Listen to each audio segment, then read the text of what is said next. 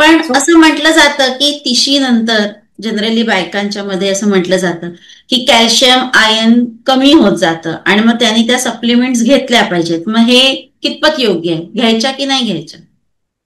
Again, सगळ्यांना एकच trademark नाहीये. हम्म. कोणी कोणी त्यांचं कॅल्शियम जर त्यांना कमी वाटत असेल तर त्याचे सायन्स अँड सिम्पटम्स असतात, बरोबर.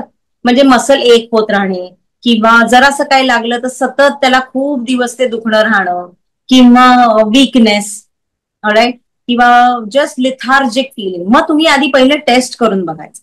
हे हम्म. असं कंपल्सरीली नाही की 30-35 नंतर कमी होणं. अगेन मी तेच सांगते, सगळ्या सप्लिमेंट विकायला मार्केटिंगने असंच सांगितलेलं आहे हम्म. की 30 नंतर तुमचं कॅल्शियम कमी होतं. असं शक्य नसतं.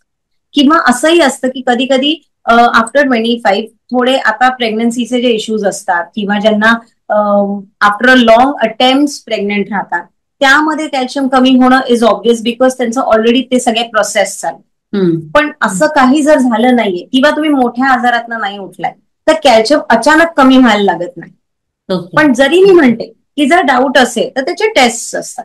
हम्म. First take your test, see all the symptoms and then start the supplements. नाहीतर जर नॉर्मल कॅल्शियम आपल्याला चांगलं ठेवायचं असेल तर दही खा दररोज. दुपारच्या जेवणाबरोबर एक लहान वाटी दही. दहीमध्ये खूप हाय सोर्स ऑफ कॅल्शियम असतं. ओके. किंवा रात्री झोपताना एक कपभर दूध पिणे.